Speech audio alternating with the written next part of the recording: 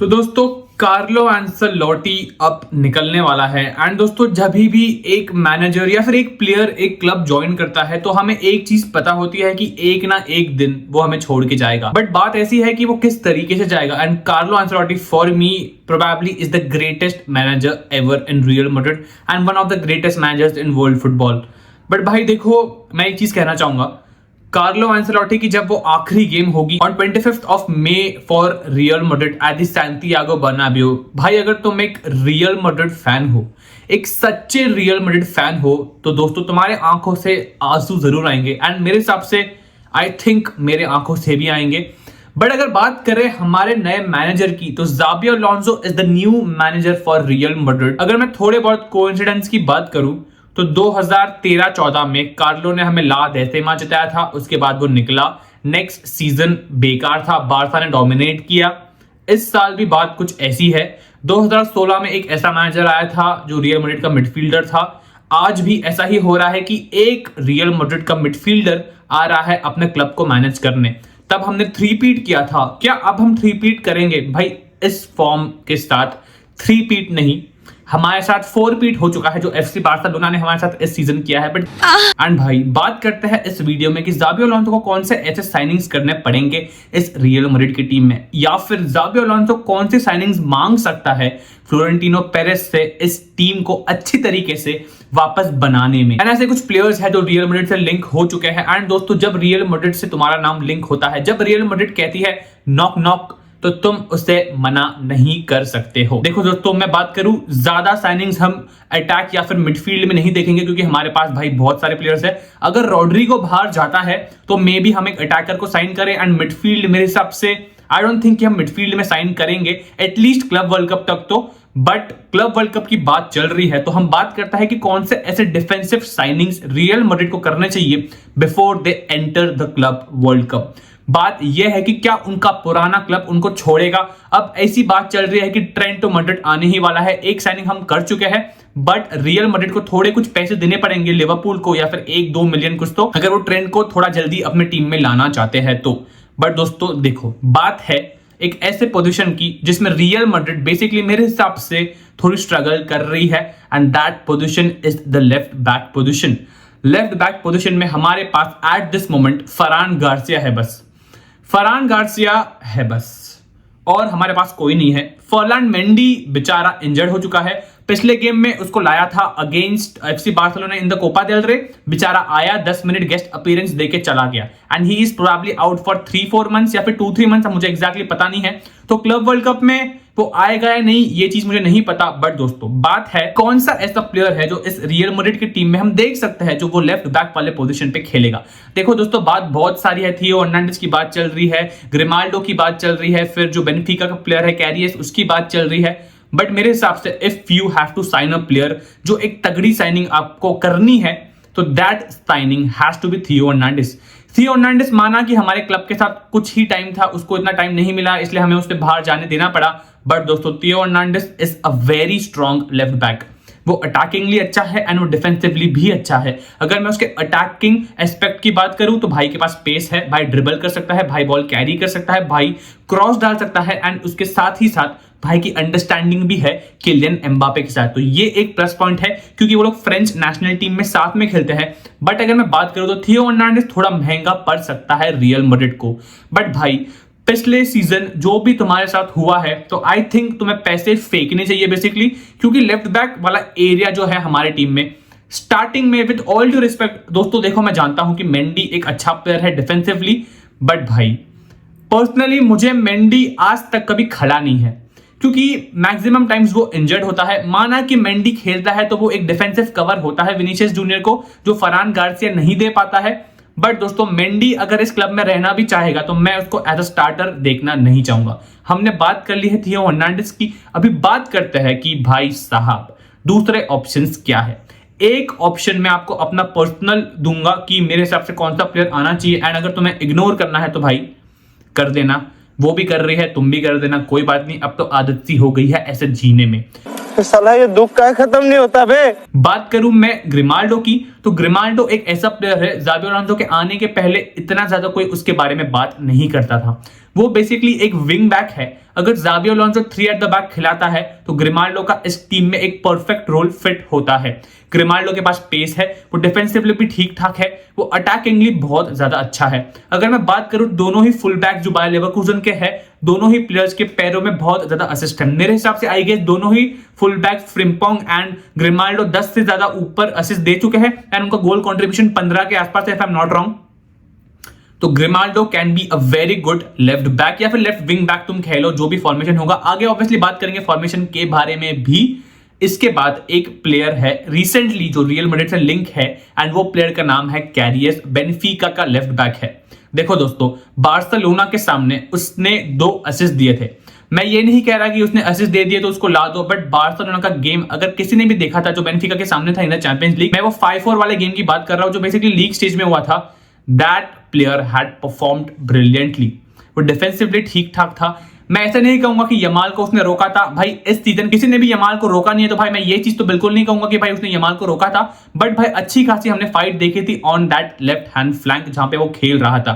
But दोस्तों बात ऐसी है, क्या रियल मैड्रिड उसके लिए 35-40 मिलियन फेंकेगी? I don't think so. But बात अब ऐसी चल रही है, पेरेस दिमागी इंसान, मैनचेस्टर यूनाइटेड को उसने कहा है कि भाई तुम उसको बाय बैक कर लो, फिर हमें तुम्हें 20-25 मिलियन देंगे और हम उसको ले लेंगे। This is business. This is my sweat. I know, but I did business. तो भाई अगर ये चीज होती है तो देखने में भाई अच्छा लगेगा कि हमें 20-25 मिलियन में एक अच्छा खासा लेफ्ट बैक मिल जाएगा। अब एक और प्लेयर जो मेरा पर्सनल टेक है, that player has to be नुनो मेंडिस। नुनो मेंडिस ने इस सीजन चैंपियंस लीग में भाई मचा दिया है लिवरपूल एंड आर्सेनल के सामने। लिवरपूल के दोनों लेग में उसने हमें दिखाया है कि भाई साला को जेब में कैसे रख सकते हैं एंड उसने साला को दोनों के दोनों गेम्स में अपने जेब में रखा था। उसके पास असिस्ट है, उसके पास पेस है, वो अच्छा खासा विनीसियस के साथ खेल सकता है on that left hand flank. अगर मैं बात करूं आर्सेनल के गेम के सामने, तो पहले गेम में भाई उसने साका को ले लिया था। भाई टू बी वेरी ऑनेस्ट, उसने साका को ले लिया था। सेकंड लेग में एक इवन बैटल था एंड बहुत टाइम्स ऐसा भी था जब साका ने उसको इजीली बीट कर दिया था। तो नुनो मेंडिस एक मेरी पर्सनल शाउट है। इसके बाद बात करते हैं about the centre back. Centre back में दोस्तों बात ऐसी है कि बहुत नाम बाहर निकल रहे हैं। विलियम सालिबा है, डीन हॉयसन है, तो ये 2 प्लेयर्स अभी रेस लीड कर रहे हैं to play for Real Madrid. देखो अगर मैं बात करूं डीन हॉयसन की, तो भाई एक स्पेनिश प्लेयर हमारे टीम में मिसिंग है, वो स्पेनिश सेंटर बैक। जब मैं सुनता हूं एक स्पेनिश सेंटर बैक जो रियल मैड्रिड के लिए खेलेगा, भाई मेरा खड़ा हो जाता है भाई। एंड डीन हॉयसन वो वापस खड़ा रख सकता है कुछ 10-12 सालों के लिए, क्योंकि जो रामोस ने किया था, मैं उससे कंपेयर नहीं कर रहा हूं, मुझे गलत मत लेना, but dean Huijsen has a potential to be a great defender. भाई लेफ्ट फुटेड है, भाई अच्छे स्विचेस मार सकता है एंड मेरे हिसाब से वो बॉल पे भी ठीक ठाक है। माना कि थोड़ा डिफेंसिवली वो गलतियां करता है एंड दोस्तों बट उसकी उम्र ही क्या है यार, 15 से भाई बेंजेमा याद आ गया, है ये लोंडा। खैर उसकी उम्र ही क्या है यार, 19 साल 20 साल, भाई अब तो बहुत टाइम है ग्रो होने के लिए। तो रूडिगर एंड हॉयसन की हम एक अच्छी पार्टनरशिप देख सकते हैं एंड भाई क्या पता अगर रूडिगर में भी इंजरी से वापस आता है एंड अपने पीक फॉर्म में ना रहे, तो हम एक राउल असेंसियो एंड हॉयसन की पार्टनरशिप देख सकते हैं in the centre back position of real Madrid. इसके बाद बात ऐसी है कि विलियम सालिबा एक स्ट्रॉन्ग कंटेंडर है। फ्लोरेंटिनो पेरेस को विलियम सालिबा को देख के अपने जवानी के दिन याद आ जाता है कि भाई वो जवानी में जो मजा आता था वैसे मजा आता है फ्लोरेंटिनो पेरेस को विलियम सालिबा को देख के। मेरे हिसाब से William Saliba has to be in the list of top 3 defenders in world football right now. That player has pace, that player is a destroyer. भाई सबसे ज्यादा अच्छी चीज मुझे उसकी जो लगती है वो ये है कि भाई टकले से गोल मारता है। हमारे टीम में एक डिफेंडर नहीं है इस सीजन जिसने टकले से गोल मारा था, करेक्ट में if I am wrong, but Ramos हमारी टीम में गोल मारता था, तो मे बी वो थोड़े बहुत गोल्स हमें निकाल के दे। भाई रामोस ने जितने मारे थे उससे आधे के आधे भी निकाल दे एंड वो मारता है आर्सेनल की टीम में। माना कि गैब्रियल ज्यादा मारता है, बट भाई विलियम सालिबा भी गोल मारता है आर्सेनल के लिए। देखो दोस्तों बात ऐसी है, विलियम सालिबा हमें पड़ेगा नियरली अबाउट 90 या फिर 100 मिलियन के आसपास।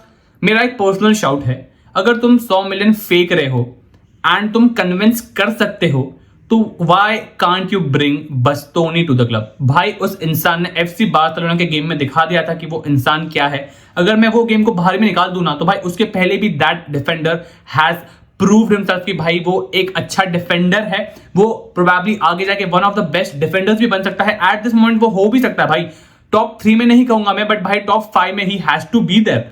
बस तो नहीं, मैं जानता हूं कि भाई उनको अपने इटालियन क्लब से प्यार होता है, वो नहीं छोड़ेंगे, बट भाई अगर इंटर चैंपियंस लीग जीत जाती है तो भाई खत्म हो गया ना भाई, जीत गए, आजा यार। आने इसके साथ ही साथ मेरी एक और शाउट है, वो है गोंजालो इनासियो। मैं जानता हूं कि ये प्लेयर भाई थोड़ा भी लिंक नहीं है, बीच में लिंक था, but that player can be a good shout. Inácio एक ऐसा प्लेयर है जो पोर्चुगल के बैकलाइन में खेलता है with Ruben Dias and he is also playing for sporting.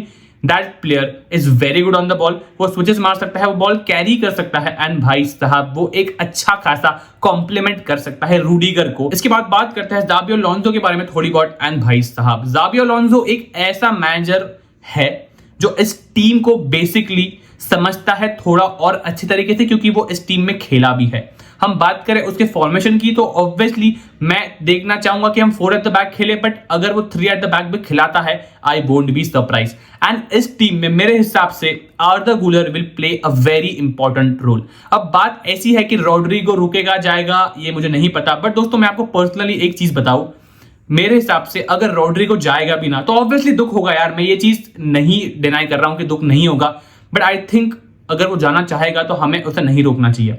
Madrid obviously नहीं रोकती है किसी भी प्लेयर को अगर उनको जाना है तो, बट रॉड्रिगो यहां पे जो कर रहा है ना उसमें वो भी जानता है, हम भी जानते हैं कि उसको मे भी इतना रिकग्निशन ना मिले, क्योंकि तुम्हारे पास विनीसियस, एम्बापे, जूड बेलिंगम जैसे प्लेयर्स है तुम्हारी टीम में, वो कहीं और जाके खेलेगा, देखने में बुरा लगेगा मैं कह रहा हूं, बट दोस्तों उसके लिए अच्छा होगा यार।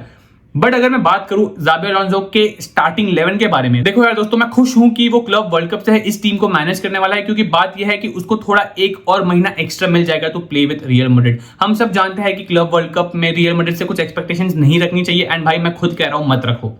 मैं नहीं चाहता कि हम, ऑब्वियसली मैं चाहता हूं कि हम जीते, बट अगर हम हारते भी हैं तो भाई मुझे कुछ फर्क नहीं पड़ेगा, क्योंकि स्टार्टिंग के 3 मैच बेसिकली ग्रुप स्टेज के होने वाले हैं। तो ज़ाबी अलोंसो उन तीनों के तीनों मैच में इन प्लेयर्स को किस तरीके से खिलाता है, मेरे हिसाब से उसका पहला लाइनअप एक बैक 3 वाला होगा, एंड अगर वो खिलाता भी है तो आई डोंट थिंक कि I will be surprised. But दोस्तों एक बार बात कर लेते हैं कि उसका लाइनअप क्या होगा इस रियल मैड्रिड टीम में। तो दोस्तों मैं आपको पहले ही डिस्क्लेमर देना चाहूंगा, इस लाइनअप में मैंने रूमर्ड साइनिंग्स को भी इन्वॉल्व किया है, तो भाई आप देख के गाली मत देना कि भाई ये तो साइनिंग्स हुई नहीं है। अगर ये साइनिंग्स होती है तो मैं आपको बताऊंगा कि हम कैसे खेलेंगे। तो मैंने इस फॉर्मेशन में 4-4-2 का इस्तेमाल किया है, एंड दोस्तों लेफ्ट बैक है हमारा थियो हर्नांडिस, राइट बैक है ट्रेंट, इसके साथ ही साथ हमारे 2 डिफेंडर्स होने वाला है रूडिगर एंड डीन हॉयसन। हमारा मिडफील्ड इज फुल पैक भाई, चौमेनी खेलेगा, फेदे वेलवर्डे खेलेगा, जूड बेलिंगम खेलेगा, एंड साथ ही साथ मैंने इस पे आर्दा गुलर को रखा है। एंड दोस्तों फ्रंट 2 तो भाई कुछ भी डाउट नहीं है, it has to be Vinicius junior and Kylian दादा एम्बापे।